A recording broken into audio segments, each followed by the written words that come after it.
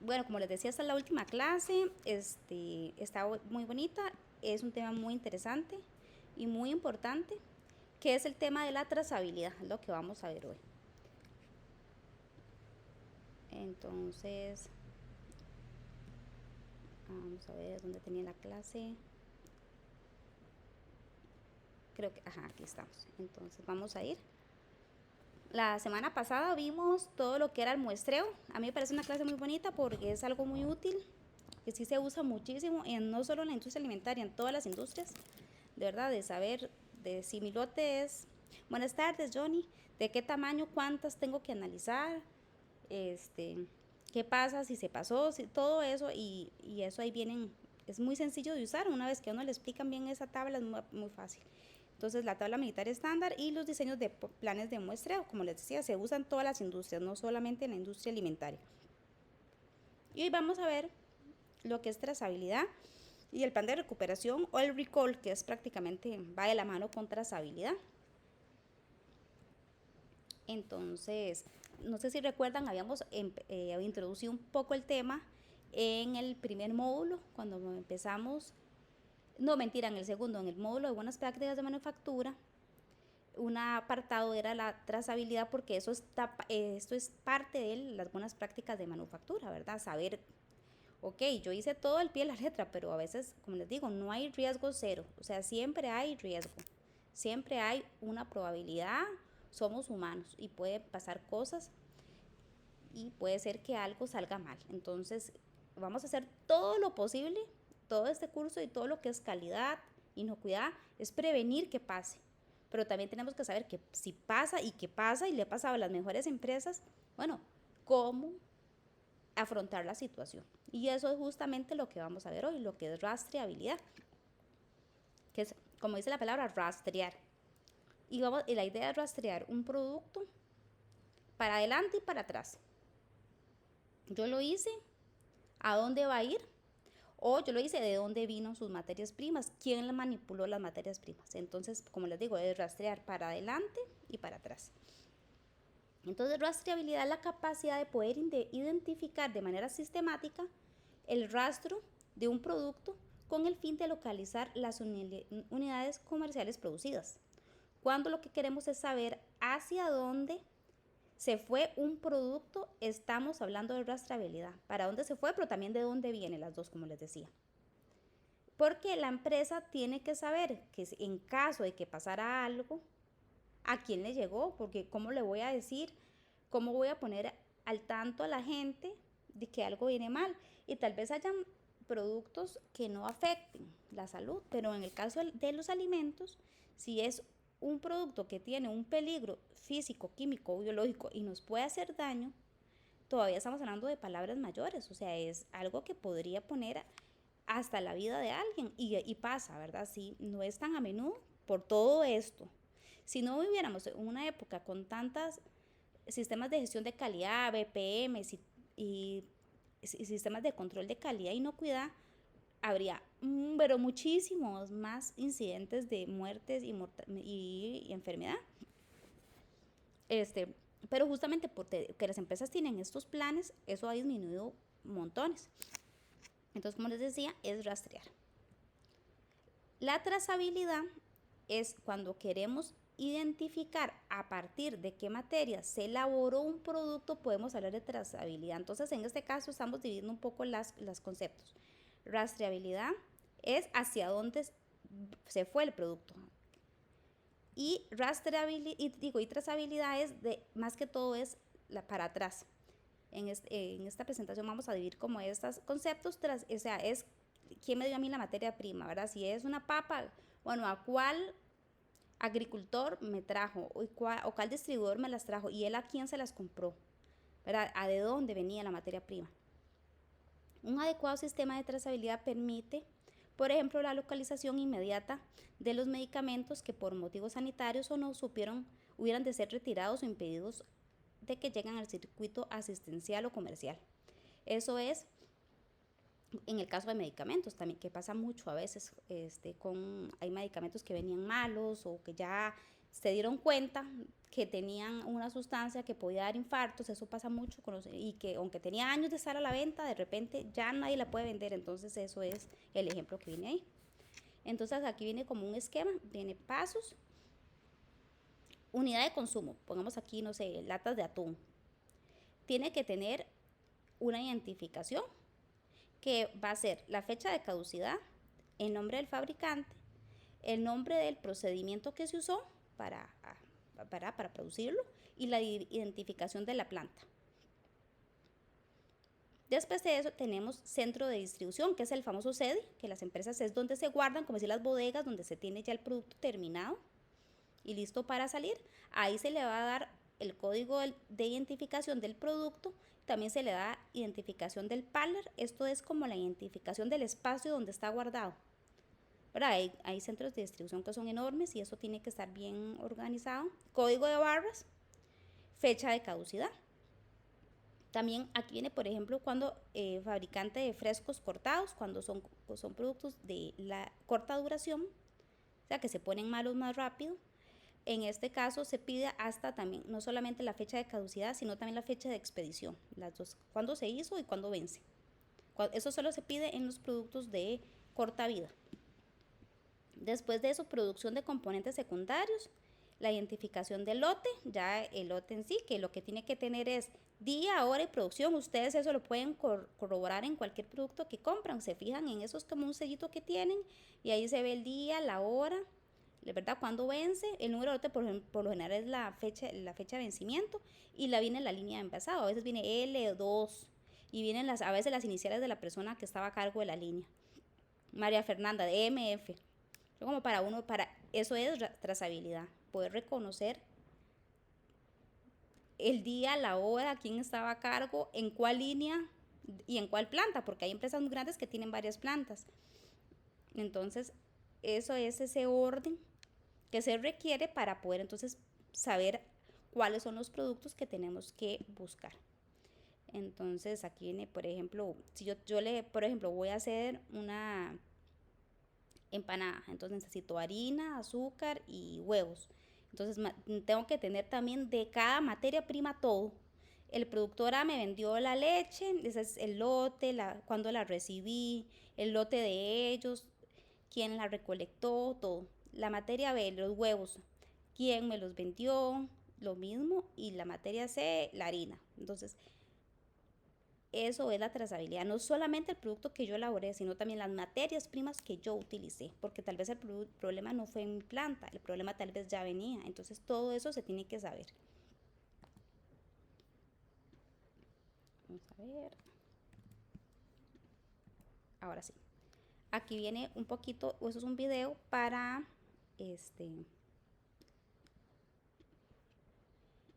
introducir más el tema. Vamos a ver.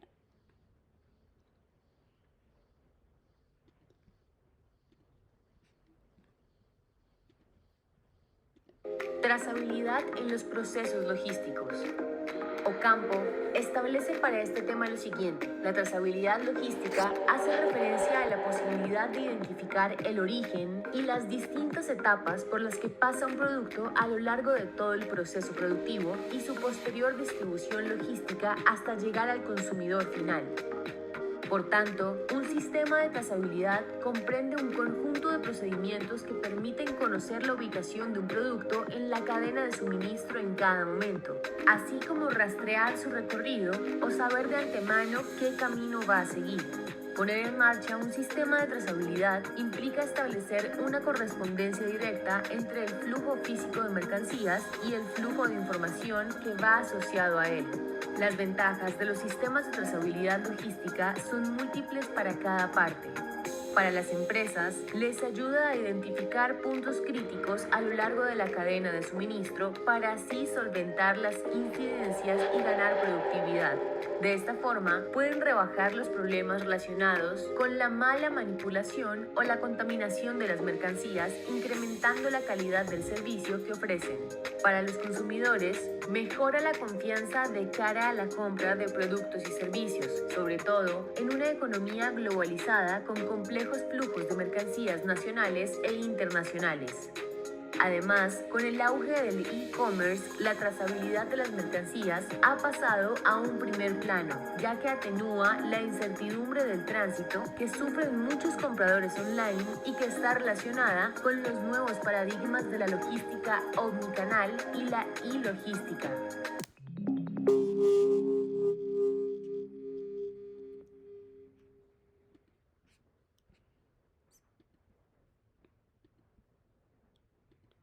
Listo, sigamos entonces.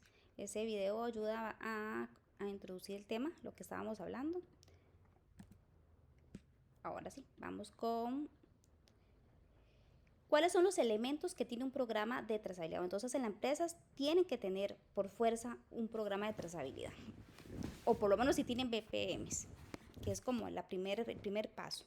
Entonces, tienen que tener un sistema de codificación o identificación de cada producto.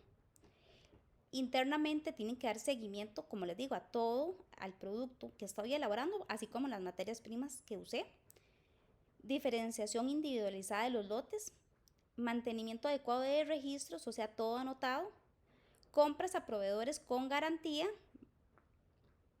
¿verdad? Porque si el producto era de algo que me vendió mi proveedor y no sé, yo hago algo y ocupo leche y la leche venía mala, entonces en ese caso yo necesito que el que me vendió a mí la leche también me ayude a mí. O sea, el problema venía de ahí, entonces ellos me tienen que dar garantía. Yo perdí el producto, mi empresa está quedando mal, o sea, necesito que me reponga la leche, entonces esa garantía se ocupa y garantía de que están produciéndola bien también, ¿verdad?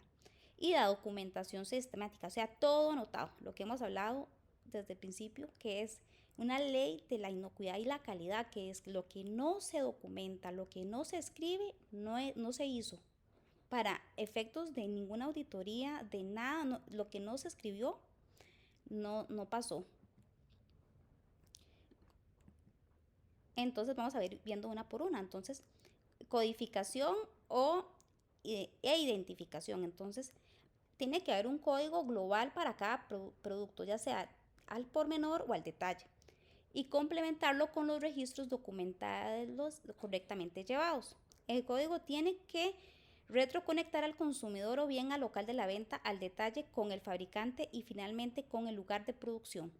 Además, este código tiene que tener toda la información necesaria ¿para qué? Para rastrear el producto y detectar cualquier posible fuente de contaminación en caso de que sea necesario el retiro. En otras palabras, codificar consiste en identificar los productos de modo inequívoco con un código o signo. Este código se asocia a una etiqueta del producto que permite acceder a él electrónicamente. Entonces, eso nos lleva al famoso código de barras, ¿verdad? Que todos estamos muy familiarizados. Eso es un sistema, no es el único, ¿verdad? Pero ese es el más famoso. El sistema se llama EAN y es de los más utilizados. Aquí está, cuando ustedes ven un código, para que ustedes entiendan, los primeros 3 dígitos van a decir el país. En este caso, este ejemplo viene de México. Entonces, ya se sabe que los que empiecen con 7, 5, 0 me van a decir que viene de México. Ya entonces el código de barras me tiene toda esta información metida. Los del cuarto al séptimo dígito me van a decir entonces la clave de la empresa. Los los siguientes dígitos me van a dar la clave del producto, ¿verdad? En este caso es un refresco de manzana y presentación de 600 mililitros, este ejemplo. Y el último es el dígito verificador, que este es un solo dígito. Entonces, de esta manera tan rápida, con el código barra se tiene muy fácil poder rastrear el producto, de dónde vino, la empresa, cuál producto, cuál presentación. Este es un para productos comerciales. Este viene, el nombre es European Article Numbering. Salió en 1977. Se usan 80 países, que eso es mucho. Y es compatible con el Sistema Universal Producto Code UPC. Este salió de Europa y, como les digo, es el que más conocemos aquí en Costa Rica, es el que se usa. Otro de los puntos para tener en una empresa un plan de trazabilidad o rastreabilidad También dice que la rastreabilidad hacia atrás implica que cada fabricante de productos debe desarrollar y establecer programas que permitan conocer e identificar la cantidad de los lotes y la cantidad de materia utilizada en la elaboración de sus productos. Entonces, la trazabilidad hacia atrás, lo que yo les decía, puede ser para atrás y para adelante. Es de quién se reciben, o sea, quién es mi proveedor, quién es el agricultor, quién es el ganadero, etcétera. ¿Qué se recibió? ¿Cuándo se recibió? ¿Qué se hizo con los productos, verdad? Porque ellos me lo vendieron bien, o sea, pero ¿qué hicimos nosotros? ¿Cómo lo manipulamos? ¿Cuándo lo recibieron? Todo eso, cada cosa de esas, su propio registro, su propio sistema de control de cada etapa. La trazabilidad interna es cuando los productos se dividen, cambian o mezclan, que es lo que se crea. O sea, entonces esos son los diagramas de flujo, lo que yo estoy creando, mi producto, a partir de qué se crea, cómo se crea, o sea, el diagrama de flujo, o sea, a qué temperatura lo llevé, cuánto tiempo lo cociné, le eché algún preservante, le eché algún acidulante, etcétera. Y la identificación del producto final. Y la trazabilidad hacia adelante es a quién se lo estoy dando, cómo se lo di, ¿verdad? ¿Cuándo? Y qué le vendí. Toda, como les decía, cada etapa tiene que tener su propio registro. Después viene el siguiente, que es la diferenciación individualizada de los lotes. Los lotes, la producción por lotes es aquella que una misma línea de trabajo primero se realiza un producto y cuando ya finalizamos ese producto con el mismo personal, ¿verdad? En una jornada, en una misma línea, antes de empezar como con otra tanda, eso se llama un lote. En caso de retirada, rastreo o localización de un producto, es clave asegurar un efecto mínimo sobre la empresa tanto a nivel de imagen como de costos del procedimiento.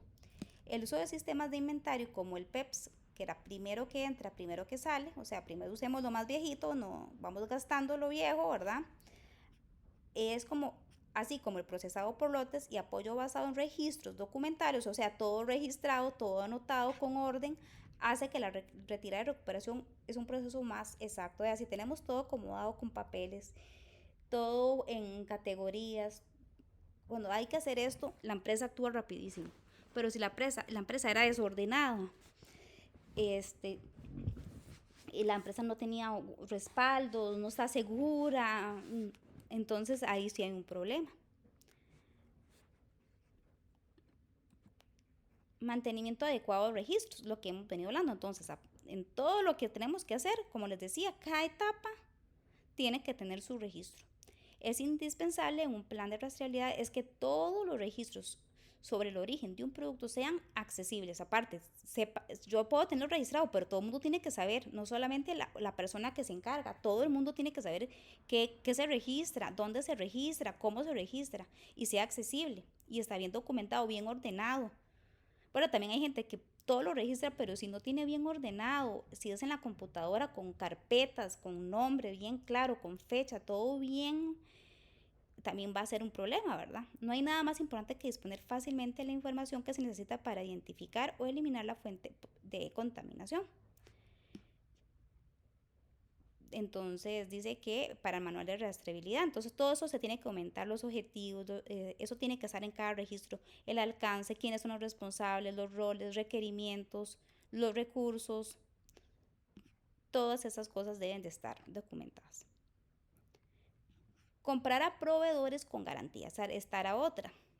Entonces, habíamos hablado de que hay leyes que exigen cosas, pero hay cosas que no son leyes, que eran normas. Las normas no son leyes. Podemos seguirlas si queremos, pero prácticamente llega a ser un punto en que si las empresas no siguen estas normas, aunque no sean obligatorias, prácticamente quedan fuera de la posibilidad de competir, de ser competitivo en el mercado. ¿Por qué? Porque la idea es que una persona que tenga un plan de trazabilidad, que ese está incluido en las BPMs, en las buenas prácticas de manufactura, que son como lo básico que tiene que tener cada empresa, lo mínimo, me dicen a mí que yo tengo que tener un programa de aprobación de proveedores. O sea, yo tengo que tener a proveedores que ellos a su vez cumplan con buenas prácticas de manufactura. O sea, yo lo cumplo, pero mi proveedor también lo cumple. O sea, yo estoy certificado, ellos también están certificados. Y en el caso de que son, digamos, la parte agraria, que tengan las BPAs o las buenas prácticas agrícolas y que ellos puedan decir, soy certificado, o sea, nosotros también tenemos todo eso. En el caso de la agricultura es cuál pesticida usan, en qué concentración, o si son orgánicos, cómo manejan, cómo este, ¿verdad? Manejan toda la situación, porque están certificados, todo eso. Entonces, eso es el gestión de proveedores. Entonces, también tenemos entonces la documentación sistemática de todo. Entonces, cuando se hacen auditorías, todo se documenta. Y cuando hacen una auditoría, también piden documentos de todo. Las normas ISO 9000 mencionan un eslogan muy conocido que dice, hago lo que digo, escribo lo que hago y lo que hago es lo correcto. Ese es el eslogan. O sea, si yo lo digo, es porque lo hice. Y si lo hice, lo escribí. Porque lo que viene aquí debajo, que si no lo escribí, es como si nunca hubiese sido llevado a cabo. Entonces, todo documentado que de todas maneras, aunque yo lo haga toda perfecta, llega el auditor y me pide, deme el documento de tal fecha o de tal proveedor o de cómo manipularon esto, todo tenía que estar escrito, si no, aunque lo hubieran hecho, tienen una no conformidad. Entonces vamos a ver ahora los recalls o los, en español, que me gusta decirlo más, los retiros, ¿verdad? Vamos a retirar el producto. Los retiros del producto, que en la industria se le llama recalls, generalmente se producen cuando un producto presenta defectos que pueden desencadenar en un riesgo real o un riesgo potencial. O sea, podría ser, no soy seguro, pero por esa posibilidad yo tengo que sacarlo del mercado. Para los consumidores con posibilidades incluso de causar la muerte. Que les digo, no son tantas muertes en Costa Rica, no hay tantas registradas en los últimos años, pero sí hay también, ¿verdad? Y cada persona es importante. También en Estados Unidos, donde hay más estadística, tampoco son tantas, pero sí también la enfermedad, eso sí hay bastante. Entonces los recalls o los retiros se producen cuando un producto presenta defectos que desencadenan el riesgo potencial, como les decía, real para los consumidores con posibilidades incluso de causar la muerte. Los recalls se han presentado en diversos sectores cruciales como la industria alimenticia, automotriz, juguetes, equipos eléctricos, productos farmacéuticos, alimentos para animales, entre otros, de todas. O sea, eso pasa en todas las empresas. ¿Hasta aquí hay alguna duda, chiquillos? ¿Todo claro? Ok, seguimos entonces. Entonces dice que los recalls o los retiros pueden clasificarse en 3 niveles o en 3 clases según el nivel que tenga, ¿verdad? Porque no es lo mismo. Si yo sé que salió Clostridium botulinum en atún y si, por favor no se lo coman porque se puede morir, o algo queda que la etiqueta estaba un poco borrada y no se veía bien, que no debe estar así en la calle, pero no va a matar a nadie, ¿verdad? Entonces, por eso se divide en tres clases. Entonces, una comisión que es la CPSC y la misma FDA clasifican esos peligros en 3 categorías. Los recalls de clase 1, que esos son los peligrosos, defectuosos, que puede causar problemas de salud graves o la muerte. Los clase 2, que pueden ser, ¿verdad?, un problema de salud, o sea, sí me pueden enfermar, pero pues, es una amenaza, pero no es tan, o sea, es grave, pero no es tan inminente. Y la clase 3, los recalls de clase 3 no causarán posiblemente ningún efecto en la salud, pero sí están violando las reglas, las leyes, ¿verdad? Sobre todo, generalmente, cuando ustedes vean un recall, generalmente son por etiqueta. Hay algún problema en la etiqueta o ¿verdad? Algún problema en la fabricación, pero casi no. Por ejemplo, hace como 2 años, yo no sé si ustedes recuerdan que esta marca de bebidas de suero, Electrolit, ellos hicieron un recall y salió en las noticias y era que el etiquetado, creo que estaba mal. No sé si les faltaba un ingrediente o había un ingrediente que estaba mal. y ya obviamente ya por eso nos están dando la información verídica y eso no puede ser, ¿verdad? Porque uno no sabe si alguien es alérgico o alguien no quiere un ingrediente y no está. No me acuerdo bien qué era, la verdad, pero era por la etiqueta. Entonces se hizo el recall. Entonces esos son los más comunes. Y aún así, vean que eso siempre tiene consecuencias para una empresa, porque yo me acuerdo que estaba con una amiga y había que comprar un suero por algo, no me acuerdo para qué. Y ella dijo, uy, no compré ese electrolit, es peligrosísimo. Y yo, ¿por qué hace? Porque no vio que los retiraron.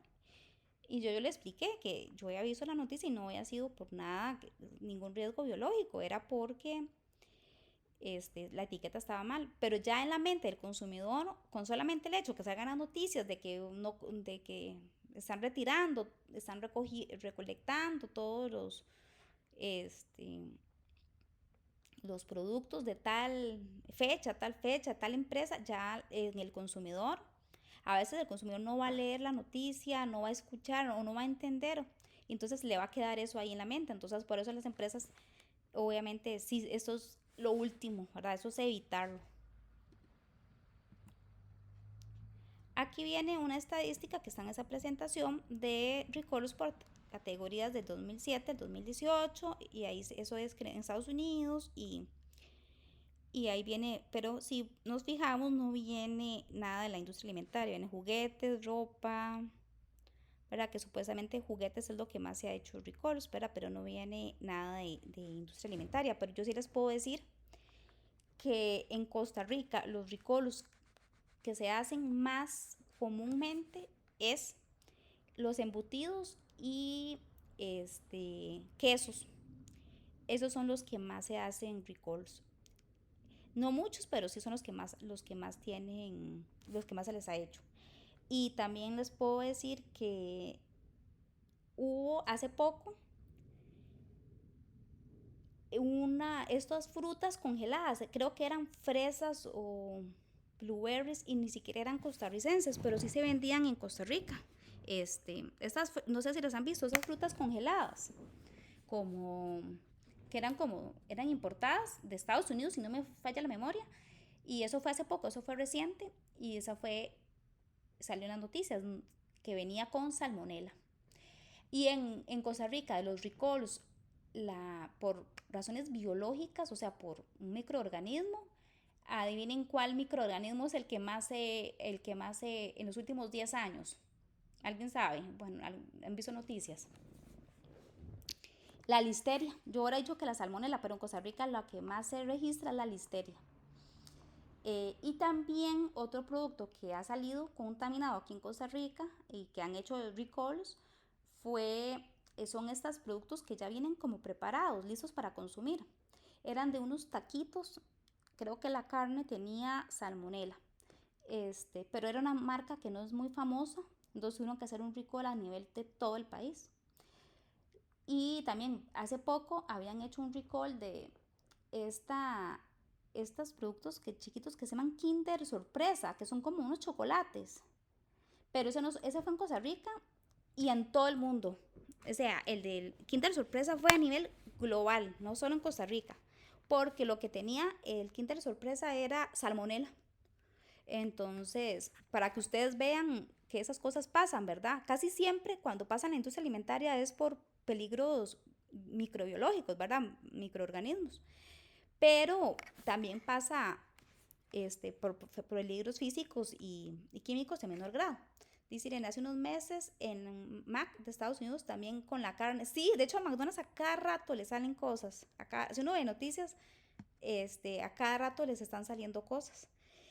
Yo no sé si ustedes recuerdan, aquí en Costa Rica, la Tosti había sacado ya bastante, hace como 10 años tal vez, que era como esos juguetillos que trae como los Tosti y era como unas bolinchas y había unos chiquitos que se lo metían y entonces había un montón de chiquitos en el hospital de niños atragantados con, yo no sé si falleció alguno, ojalá que no recuerdo bien si había fallecido, pero sí sé que fueron un montón de chiquitos a urgencias del hospital de niños eran como unas bolinchas, no sé si se acuerdan, grandotas. Entonces ahí tuvieron que hacer un recall masivo, salió el abogado de la empresa, todos los medios de comunicación le daban, entonces la empresa viendo ver cómo recuperaba entonces lo primero que hace es eso, hacer un recall y recuperar todos los productos a nivel global. En esos casos, como era todos los tostis de todas las categorías, ¿verdad? Que chirulitos, que toronaditos, entonces ahí no hay lote que valga, ahí es todo.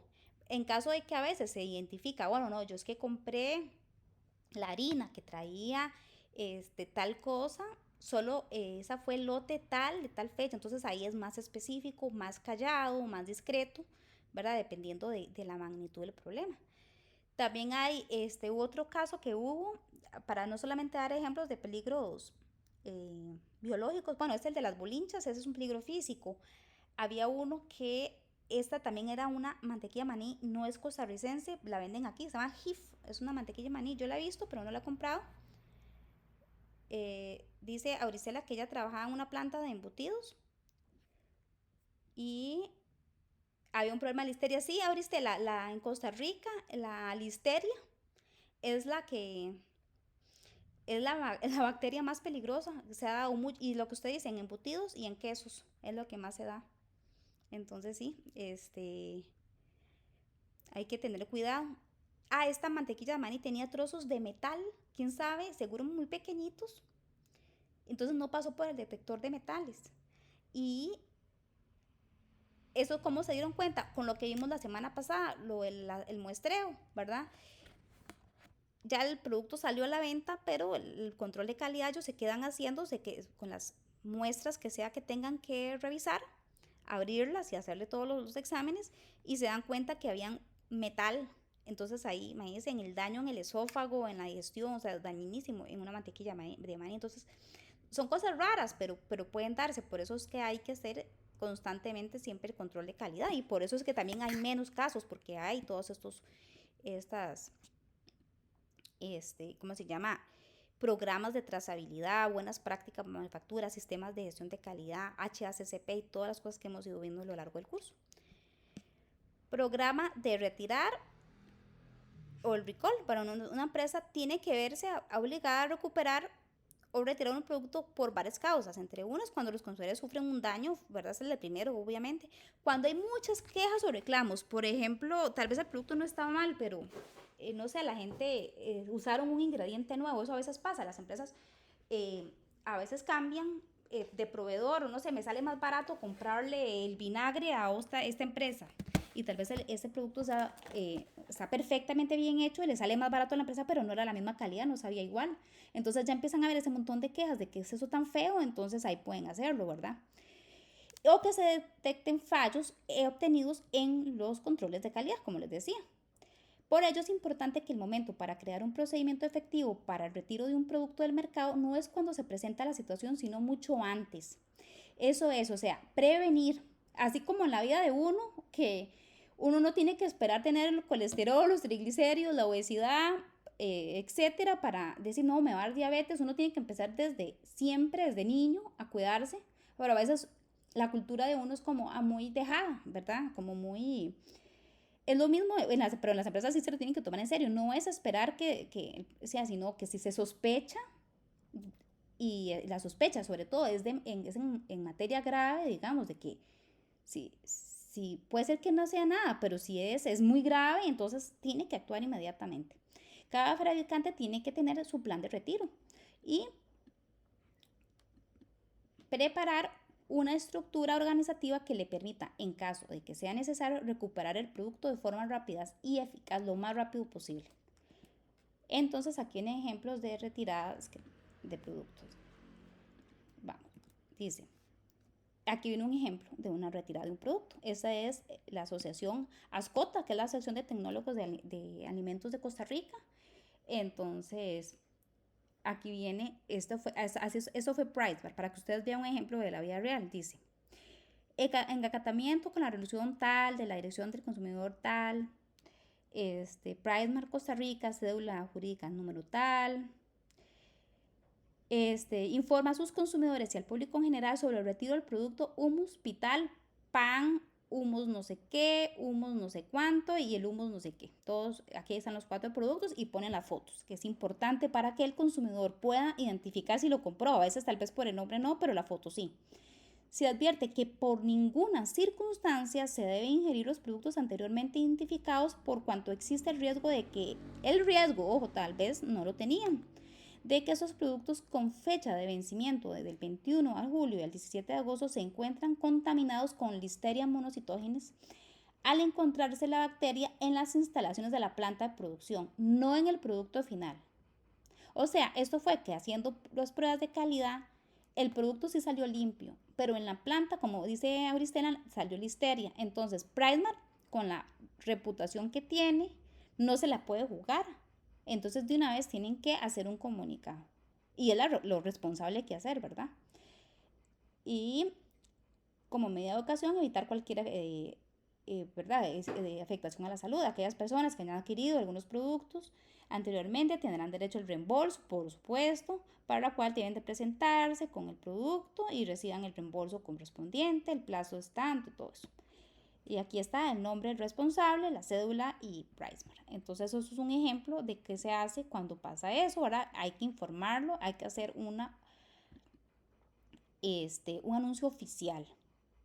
Aquí viene otro ejemplo, ¿verdad? Esto es de otra área, la industria médica, digamos, estas alertas sobre lotes de producto de leche entera, funda tal, ¿verdad? A veces esta es más específica, presentación de 1000 mililitros por contaminación química. Entonces, esos son ejemplos que puede ser químico, físico o biológico. Como les digo, lo más normal es el biológico y viendo las estadísticas que me puse a revisar en Costa Rica y también en Estados Unidos y con solo Estados Unidos que es tan grande y tantos millones de habitantes, Listeria, Salmonella, Clostridium, no Clostridium, perdón, Escherichia, esas son como las más, la E. coli son las más comunes. También se han visto otras.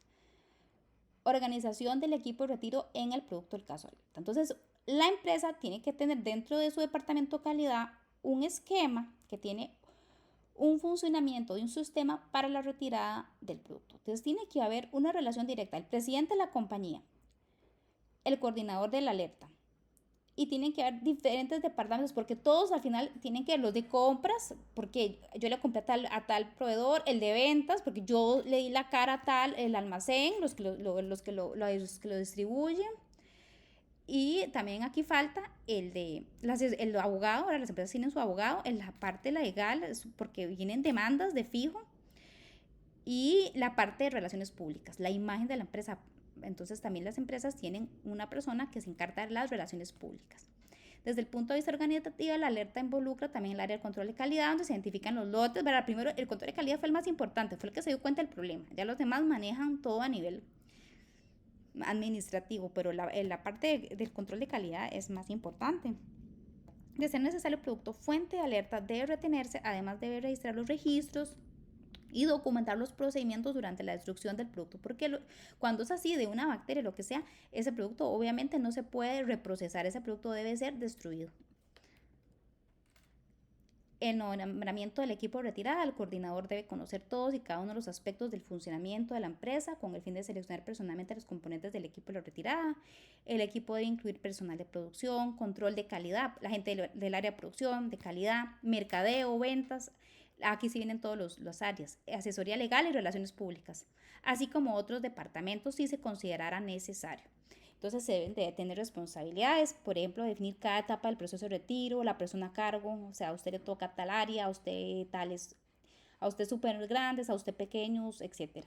El alcance del retiro, comunicarse con la agencia regulatoria, iniciar la etapa del retiro, notificar a los clientes, recolectar información y datos, recolectar documentos y evidencia, tener bajo control inventarios de lotes afectados, disponer del producto defectuoso, documentar todo el proceso. Entonces la empresa lo más responsable que tiene que hacer es, sí, nos jalamos la gran torta, pero vean, esos son los controles, eso es lo que hemos hecho, entonces, sí, tenemos el problema, pero vea todas las cosas que nosotros sí tenemos organizados, que ya estamos trabajando, entonces eso da una imagen, o sea, lo hicimos, pero ya estamos trabajando, ya empezamos a retirar, a veces avisar, o sea, no es que el producto lo tenía, era en la empresa, es por seguridad o etcétera. Entonces, todo eso da mucho que ver en la empresa. Eso es un buen plan de retirada, cuando la empresa de una vez tiene acciones, o sea, no solamente me da la torta, sino que esto es cómo lo estoy yo reponiendo,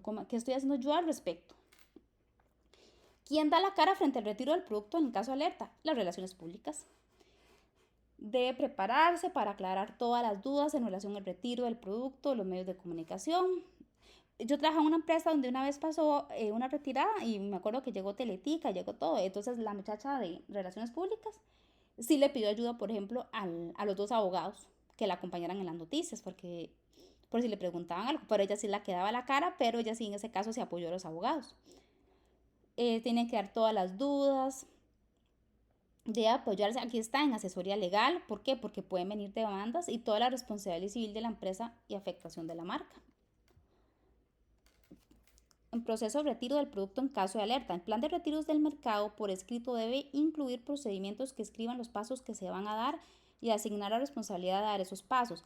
Algunas personas pueden ser asignadas de varias tareas, pero su rol debe estar previamente determinado para ayudar a dar una respuesta rápida, es lo que se ocupa, rapidez. En estos casos, cada minuto cuenta, los procedimientos requeridos y sobre todo por la parte de inocuidad, chiquillos, sobre todo por si hay una amenaza real, es lo más importante.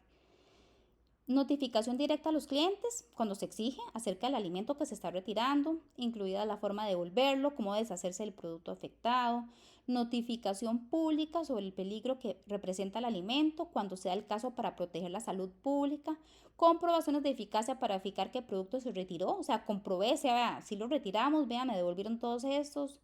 La noticia llegó a todo el país, o sea, eso saben cómo yo puedo ver, y eso también tiene que estar en los registros, hasta eso, todo eso tiene que estar registrado, cada una de esas acciones. Disposición adecuada del alimento mediante reprocesamiento, ¿verdad? Hay veces que si no era que el producto tenía un proceso ni físico, ni químico, ni biológico, era otra cosa, podría haber un reprocesamiento, ¿verdad? Eso habría que valorarlo. Reelaboración, desviación hacia un uso que no represente inquietud o destrucción del alimento. Dice Oristela Poefe, una consulta, ¿quién es el encargado de detener un proceso si existe una evidencia de alguna bacteria con... sí, de hecho que primero el departamento de calidad de la empresa, ¿verdad? Ellos son los que inmediatamente ellos tienen que contactar al Ministerio de Salud o SENASA, dependiendo del producto que sea, ¿verdad? En el caso de las partes de cárnicas, todo sí se SENASA, pero primero es la misma empresa que detectan y después de eso tienen que avisar al Ministerio de Salud inmediatamente. Pero la empresa sí es la que tiene que hacer todos los esfuerzos de detener. Y eso es aparte calidad, ¿verdad? Porque si yo me espero que me lo haga el gobierno por mí, entonces es como que a mí no me importa.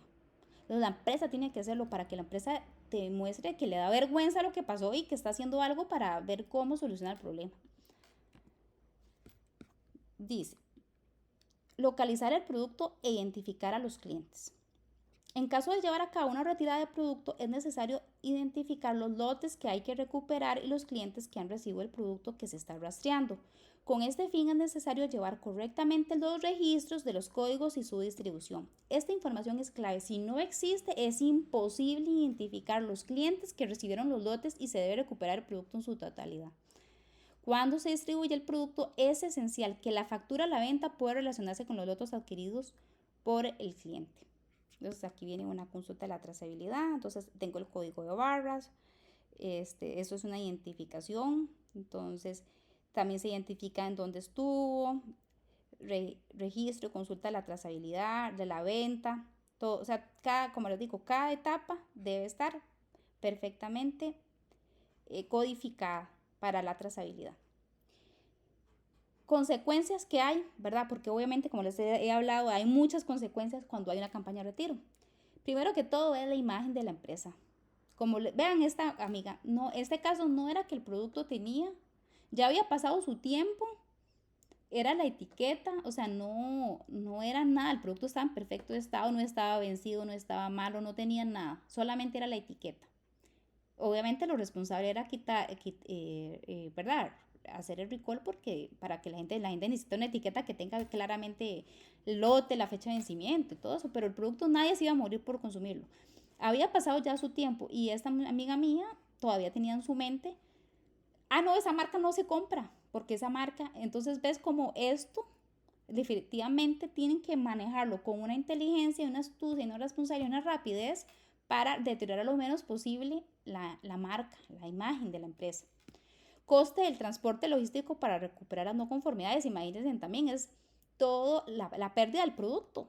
O sea, yo no sé, depende del lote, si fue a nivel de país, a veces es a nivel de país, como este ejemplo que le da a los tostis. Imagínense la cantidad de plata que perdió la empresa, porque ellos tienen que devolver todo ese dinero. Reorganización de los flujos de productos, diferenciar entre las nuevas referencias y los productos de reemplazo, reciclaje o destrucción de todos los productos recuperados. Imagínense que es ok, ya los recall y ahora ella me los dio. Tengo que pagarle a la empresa porque estaba malo y ahora yo tengo que botar todo este producto. Producción con pérdidas de los productos de reemplazo y repercusión del cambio de planificación de entrega en los plazos de entrega. Entonces, aparte de que la principal consecuencia es que aquí no está, pero obviamente es si en el proceso alguien se enfermó, ¿verdad? Si en el proceso alguien se le dañó la salud o alguien tuvo una mala experiencia, nadie quiere enfermarse, nadie quiere tener, y si es una persona, a un adulto mayor, una mujer embarazada, un bebecito, una persona con alguna enfermedad o con cáncer y que esté inmunocomprometida, es una persona que algo que para uno no es nada, esa persona lo puede realmente volcar. Entonces, para mí esa es la primera consecuencia, ¿verdad? Una posible amenaza en la salud de las personas. Pero aparte, una empresa no le sirve no solo por eso. Digamos, en una empresa no, lo que le importa son solo los números, la plata. Los más interesados en que eso nunca pase son las mismas empresas porque realmente una campaña de esas puede llevarse a la quiebra una empresa, dependiendo de cómo lo manejen, a la quiebra, o de qué fue el daño, ¿verdad? ¿Cuánto duraron en responder? ¿Cómo reaccionar ante una campaña de devolución de productos? Plantéate las preguntas correctas. ¿Cuál fue la causa de la falta de calidad? ¿Qué magnitud y gravedad tiene? Como les digo, no es lo mismo una etiqueta que un Clostridium botulinum. ¿Qué información hay disponible? ¿Es fiable? ¿Cuáles son las consecuencias actuales y posibles? ¿Cuáles son los medios necesarios y disponibles para detener la crisis? ¿Cómo reaccionar ante la crisis y los medios de comunicación? Aquí hay un ejemplo de un diagrama de flujo de un plan de trazabilidad. Entonces, bueno, tengo el alimento defectuoso, ¿verdad? Entonces, primero vamos a hacer una evaluación preliminar del peligro. ¿Tengo un peligro potencial, sí o no? Tengo algo de defecto, pero ¿eso da un peligro? No, no da un peligro potencial. Entonces, se maneja de una queja así, tal vez toda la información en la etiqueta está perfecta, solamente está un poquito borrosa, pero sí está. Entonces, bueno, se maneja una queja, se le pide disculpas, pero no pasó de ahí. Pero si hay un peligro potencial, entonces se tiene que hacer con el comité de calidad, que se le puede llamar comité de recall, todos los riesgos potenciales. Entonces, ahora sí, ¿amerita sí o no un recall, o sea, un retiro? ¿Lo amerita?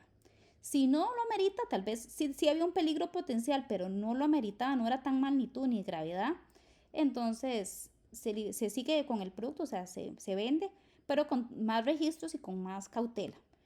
Pero si sí amerita el recall, entonces tengo tres opciones. Tengo que informar a la dirección general, obviamente, notificar a la agencia reguladora y definir la clase. Recordemos que habían tres clases. La 1 que era la más terrible, cuando podía haber salud o muerte. La segunda que había una amenaza grave, y la tercera que era cuando la amenaza no era grave. Entonces, si es la 1, se tiene que retirar a nivel de consumidor, preparar comunicados de prensa, el portavoz, todo, ¿verdad? Si es clase 2, es más a nivel de minoristas y si es clase 3, es más a nivel de mayoristas. Si es clase 1, se quita o se coloca en cuarentena el producto, ¿verdad? Se tiene que llevar, como les decía la compañera, SENASA, el Ministerio de Salud, se tiene que analizar todo. Pero si es clase 2 o clase 3, nada más se quita, se recupera. Entonces, cuando se termina el recall, dice que no, se sigue realizando controles de eficacia y si sí termina, entonces se tiene que publicar un reporte final con todos los hallazgos, con todas las acciones, con todo el esfuerzo que hubo y ya se le vuelve a notificar a la agencia reguladora. Localizar el producto e identificar a los clientes. Además, la factura debe incluir información clave como la dirección del cliente, el número de lotes específicos y la cantidad del producto adquirido. La solicitud retirada realizada vía correo o por teléfono debe coordinarse con los agentes de distribución y con los clientes, de forma que en todo momento fluya la información hacia el comité de emergencia. Dicho comité debe revisar los cuestionarios de retirada, llevar a cabo las medidas correctoras y sustituir el producto si es necesario. Entonces hay una revisión de la efectividad del retiro, confirmación diaria de la cantidad recuperada, ¿verdad? Todo el inventario, cuántos se están recuperando. Y después se hace estadísticamente una tasa de efectividad, cuánto fue el 100% o el 90%, recuperé 98%, entonces también eso da un éxito en cuánto pude retirar realmente, y eso se tiene que documentar, todo documentado, entonces todo eso tiene que estar en registros. Es mejor prevenir las situaciones que resolverlas, lo que les decía, es mejor nunca llegar a esto, es mejor esas empresas que nunca han pasado por esto todavía. Entonces, lo mejor es BPMs. ¿Cómo se previene? Manipulación de alimentos, buenas prácticas de manufactura, HACCP. Esos son 3 bastante básicos, pero con solo BPMs ya se resuelve la mayoría. Si usted es cuidadoso en la fase de preparación, en procesos de retiro y recuperación, serán muchos veloces y eficaces. Este tipo de actividad debe involucrar a toda la organización y deben ser administradas de manera que el objetivo principal sea proteger la salud de los consumidores. Este sí es el punto más importante. Conclusión. Pese a los continuos avances que hay en todo el sistema de control de calidad y de inocuidad de todos los productos alimenticios, sigue siendo frecuente que hayan campañas de seguridad para el retiro de productos que salen defectuosos en el mercado, porque como les digo, no hay riesgo cero, somos humanos y siempre va a haber algo. Entonces, por más buena que sea una empresa, siempre hay un riesgo, aunque sea mínimo. Esto evidencia la importancia del estudio de esta temática tanto desde el ámbito empresarial como el ámbito académico, con el fin de desarrollar más modelos nuevos, nuevas metodologías que puedan ayudar a que hayan más involucrados y pueden haber más estrategias para disminuir los riesgos que esto ocurra de productos defectuosos o que sean insalubres y no, al contrario, contaminados en el mercado. Aunque la gestión de la calidad tradicional logra identificar problemas de diseño y producción, generalmente no prevé los posibles fallos que hay en el mercado, lo que es necesario reforzar e implementar nuevos tipos de estándares que garanticen la calidad del producto a lo largo de la cadena de suministro y el ciclo de vida del producto.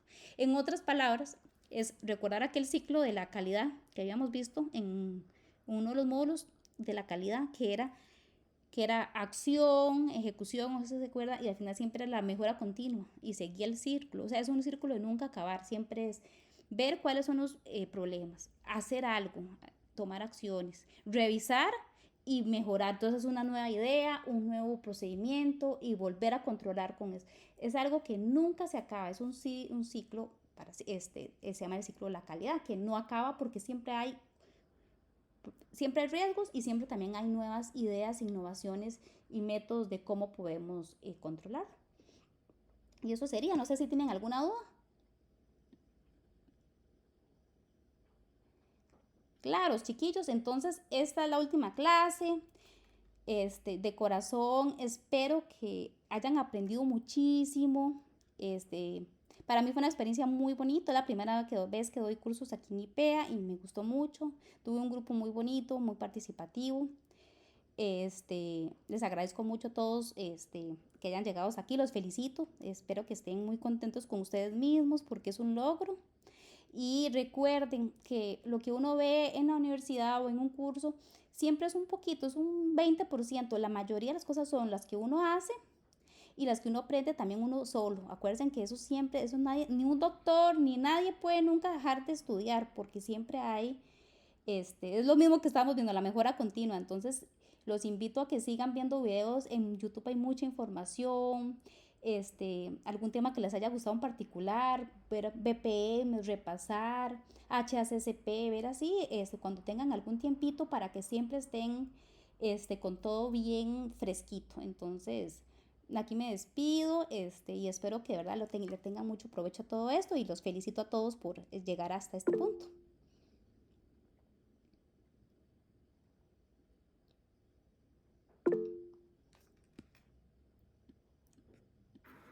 Profe, muchas gracias por haber compartido este grupo con nosotros y por habernos ayudado tanto. Ay, con muchísimo gusto, Fabián. Muchas gracias, usted siempre participó mucho, le agradezco mucho. Muchas gracias.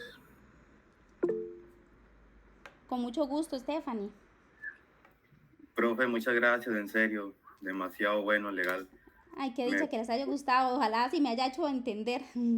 Uy, sí, la verdad sí, digamos, sí me ha costado un poquito lo que es aprenderme lo que es la teología, Ajá. pero, o sea, todo lo que explicó, o sea, a mí me quedó perfectamente claro, todo. Ay, qué dicha. Eso es lo que más me motiva. Muchas gracias, Irene, ahí la vi, la Jailin, todas las que me están diciendo con mucho gusto. También espero verla en otro curso. Si Dios quiere, vamos a ver, sí. Bueno, profe, hasta luego. Que Gracias. pasen una muy buenas noches a todos, chiquillos. Buenas noches, profe. Mucho gusto, muchas gracias, Irene. Buenas noches. Buenas noches, Buenas Johnny. Buenas noches, profe. Buenas noches, Fabián. Que descansen. Muchas gracias a todos. Buenas noches, Jaylin. Buenas noches, hasta Buenas luego. noches, gracias a todos. Buenas noches, chiquillos. Espero que disfruten bastante este éxito personal.